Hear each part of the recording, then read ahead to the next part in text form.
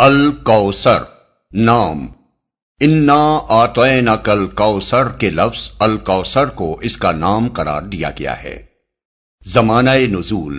ابن مردوے نے حضرت عبداللہ بن عباس رضی اللہ عنہ، حضرت عبداللہ بن زبیر رضی اللہ عنہ اور حضرت عائشہ رضی اللہ عنہا صدیقہ سے نقل کیا ہے کہ یہ سورہ مکی ہے۔ کلبی اور مقاتل بھی اسے مکی لکھتے ہیں اور جمہور مفسرین کا قول بھی یہی ہے، لیکن حضرت حسن بصری، اکرمہ، مجاہد، قتادہ اس کو مدنی قرار دیتے ہیں۔ امام سیوطی نے اتقان میں اسی قول کو صحیح ٹھہرایا ہے اور امام نووی نے شرح مسلم میں اسی کو ترجیح دی ہے۔ وجہ اس کی وہ روایت ہے جو امام احمد، مسلم، ابو داود، نسائی، ابن ابی شیبہ، ابن المنذر، ابن مردوے اور بیہقی وغیرہ محدثین نے حضرت انس بن مالک سے نقل کی ہے کہ حضور صلی اللہ علیہ وسلم ہمارے درمیان تشریف فرما تھے، اتنے میں آپ پر کچھ اونگ سی طاری ہوئی، پھر آپ نے مسکراتے ہوئے سر مبارک اٹھایا۔ بعض روایات میں ہے کہ لوگوں نے پوچھا آپ کس بات پر تبسم فرما رہے ہیں، اور بعض میں ہے کہ آپ نے خود لوگوں سے فرمایا اس وقت میرے اوپر ایک سورت نازل ہوئی ہے، پھر بسم اللہ الرحمن الرحیم پڑھ کر آپ نے سورہ کوثر پڑھی۔ اس کے بعد آپ نے پوچھا جانتے ہو کوثر کیا ہے؟ لوگوں نے عرض کیا اللہ اور اس کے رسول کو زیادہ معلوم ہے۔ فرمایا وہ ایک نہر ہے جو میرے رب نے مجھے جنت میں عطا کی ہے۔ اس کی تفصیل آگے کوثر کی تشریح میں آ رہی ہے۔ اس روایت سے اس سورہ کے مدنی ہونے پر اس وجہ سے استدلال کیا گیا ہے کہ حضرت انس رضی اللہ عنہ مکے میں نہیں بلکہ مدینے میں تھے، اور ان کا یہ کہنا کہ ہماری موجودگی میں یہ سورہ نازل ہوئی اس بات کی دلیل ہے کہ یہ مدنی ہے۔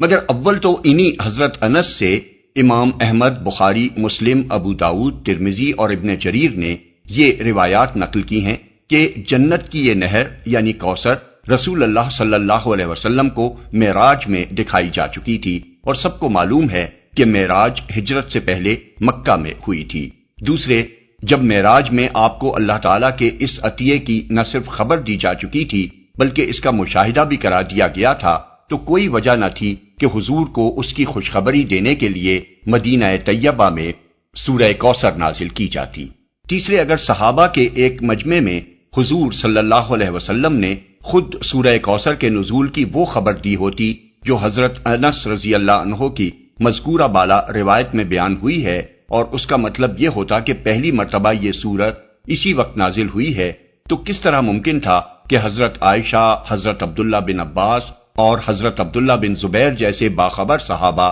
اس سورت کو مکی قرار دیتے اور جمہور مفسرین اس کے مکی ہونے کے قائل ہو جاتے؟ اس معاملے پر غور کیا جائے تو حضرت انس کی روایت میں یہ خلا صاف محسوس ہوتا ہے کہ اس میں یہ تفصیل بیان نہیں ہوئی ہے کہ جس مجلس میں حضور صلی اللہ علیہ وسلم نے یہ بات ارشاد فرمائی تھی اس میں پہلے سے کیا گفتگو چل رہی تھی۔ ممکن ہے اس وقت حضور صلی اللہ علیہ وسلم کسی مسئلے پر کچھ ارشاد فرما رہے ہوں، اس کے دوران میں وحی کے ذریعے سے آپ کو مطلع کیا گیا ہو کہ اس مسئلے پر سورہ کوثر سے روشنی پڑتی ہے، اور آپ نے اسی بات کا ذکر یوں فرمایا ہو کہ مجھ پر یہ سورت نازل ہوئی ہے۔ اس قسم کے واقعات متعدد مواقع پر پیش آئے ہیں جن کی بنا پر مفسرین نے بعض آیات کے متعلق کہا ہے کہ وہ 2 مرتبہ نازل ہوئی ہیں۔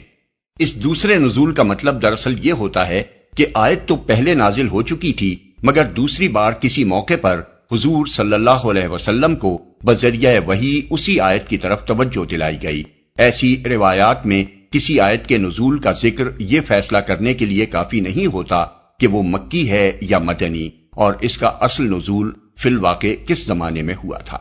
حضرت انس رضی اللہ عنہ کی یہ روایت اگر شک پیدا کرنے کی موجب نہ ہو تو سورہ کوثر کا پورا مضمون بجائے خود اس امر کی شہادت دیتا ہے کہ یہ مکہ معظمہ میں نازل ہوئی تھی، اور اس زمانے میں نازل ہوئی تھی جب حضور صلی اللہ علیہ وسلم کو انتہائی دل شکن حالات سے سابقہ درپیش تھا۔ تاریخی پس منظر: اس سے پہلے سورہ ضحیٰ اور سورہ الم نشرہ میں آپ دیکھ چکے ہیں کہ نبوت کے ابتدائی دور میں جب رسول اللہ صلی اللہ علیہ وسلم شدید ترین مشکلات سے گزر رہے تھے، پوری قوم دشمنی پر تلی ہوئی تھی، مزاحمتوں کے پہاڑ راستے میں حائل تھے، مخالفت کا طوفان ہر طرف برپا تھا، اور حضور صلی اللہ علیہ وسلم اور آپ کے چند مٹھی بھر ساتھیوں کو دور دور تک کہیں کامیابی کے آثار نظر نہیں آتے تھے، اس وقت آپ کو تسلی دینے اور آپ کی ہمت بندھانے کے لیے اللہ تعالیٰ نے متعدد آیات نازل فرمائیں۔ سورہ ضحیٰ میں فرمایا وَلَلْآخِرَةُ خَيْرٌ لَكَ مِنَ الْأُولَىٰ وَلَسَوْفَ يُعْطِيكَ رَبُّكَ فَتَرْضَىٰ، اور یقیناً تمہارے لیے بعد کا دور یعنی ہر بعد کا دور پہلے دور سے بہتر ہے، اور عنقریب تمہارا رب تمہیں وہ کچھ دے گا جس سے تم خوش ہو جاؤ گے۔ اور علم نشرح میں فرمایا کہ وَرَفَعْنَا لَكَ ذِكْرَكَ، اور ہم نے تمہارا آوازہ بلند کر دیا، یعنی دشمن تمہیں ملک بھر میں بدنام کرتے پھر رہے ہیں، مگر ہم نے ان کے علی الرغم تمہارا نام روشن کرنے اور تمہیں ناموری عطا کرنے کا سامان کر دیا ہے۔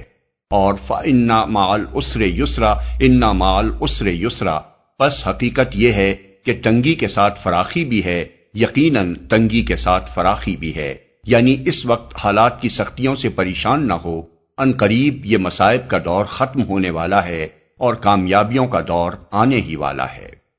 ایسے ہی حالات تھے جن میں سورہ کوثر نازل کر کے اللہ تعالیٰ نے حضور صلی اللہ علیہ وسلم کو تسلی بھی دی اور آپ کے مخالفین کے تباہ و برباد ہونے کی پیشن گوئی بھی فرمائی۔ قریش کے کفار کہتے تھے کہ محمد صلی اللہ علیہ وسلم ساری قوم سے کٹ گئے ہیں اور ان کی حیثیت ایک بے کس اور بے یار و مددگار انسان کی سی ہو گئی ہے۔ اکرمہ کی روایت ہے کہ جب حضور صلی اللہ علیہ وسلم نبی بنائے گئے اور آپ نے قریش کو اسلام کی دعوت دینی شروع کی تو قریش کے لوگ کہنے لگے بطر محمد منا۔ ابن جریر یعنی محمد اپنی قوم سے کٹ کر ایسے ہو گئے ہیں جیسے کوئی درخت اپنی جڑ سے کٹ گیا ہو، اور متوقع یہی ہو کہ کچھ مدت بعد وہ سوکھ کر پیوند خاک ہو جائے گا۔ محمد بن اسحاق کہتے ہیں کہ مکہ کے سردار عاص بن وائل سہمی کے سامنے جب رسول اللہ صلی اللہ علیہ وسلم کا ذکر کیا جاتا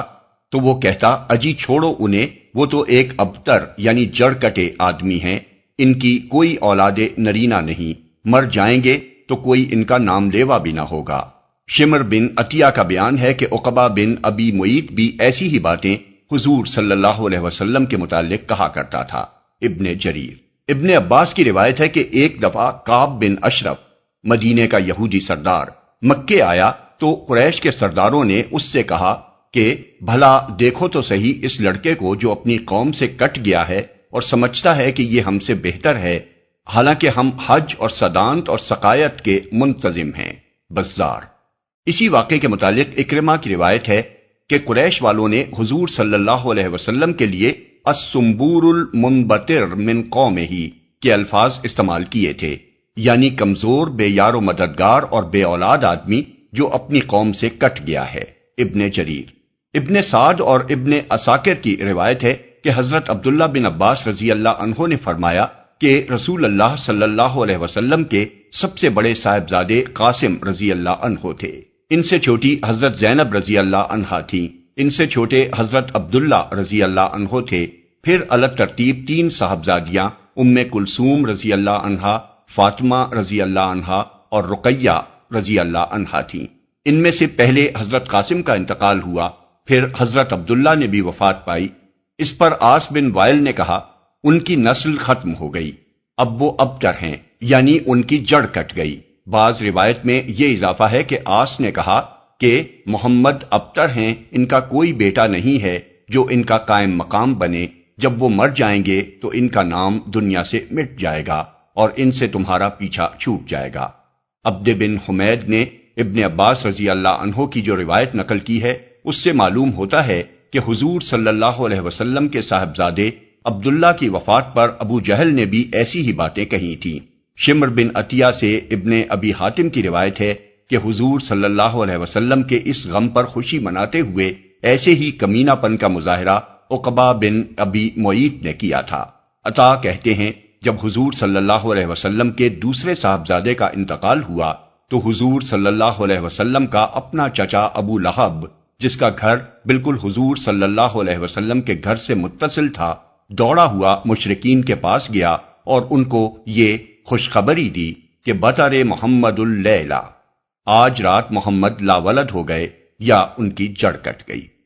یہ تھے وہ انتہائی دل شکن حالات جن میں سورہ کوثر حضور صلی اللہ علیہ وسلم پر نازل کی گئی۔ قریش اس لیے آپ سے بگڑے تھے کہ آپ صرف اللہ ہی کی بندگی و عبادت کرتے تھے اور ان کے شرک کو آپ نے علانیہ رد کر دیا تھا۔ اسی وجہ سے پوری قوم میں جو مرتبہ و مقام آپ کو نبوت سے پہلے حاصل تھا وہ آپ سے چھین لیا گیا تھا اور آپ گویا برادری سے کاٹ پھینکے گئے تھے۔ آپ کے چند مٹھی بھر ساتھی بھی سب بے یار و مددگار تھے اور مارے کھدیڑے جا رہے تھے۔ اس پر مزید آپ پر ایک کے بعد ایک بیٹے کی وفات سے غموں کا پہاڑ ٹوٹ پڑا تھا۔ اس موقع پر عزیزوں، رشتہ داروں، قبیلے اور برادری کے لوگوں اور ہمسایوں کی طرف سے ہمدردی اور تعزیت کی بجائے وہ خوشیاں منائی جا رہی تھیں اور وہ باتیں بنائی جا رہی تھیں جو ایک ایسے شریف انسان کے لیے دل توڑ دینے والی تھیں جس نے اپنے تو اپنے غیروں تک سے ہمیشہ انتہائی نیک سلوک کیا تھا۔ اس پر اللہ تعالیٰ نے آپ کو اس مختصر ترین سورہ کے ایک فقرے میں وہ خوشخبری دی جس سے بڑی خوشخبری دنیا کے کسی انسان کو کبھی نہیں دی گئی، اور ساتھ ساتھ یہ فیصلہ بھی سنا دیا کہ آپ کی مخالفت کرنے والوں ہی کی جڑ کٹ جائے گی۔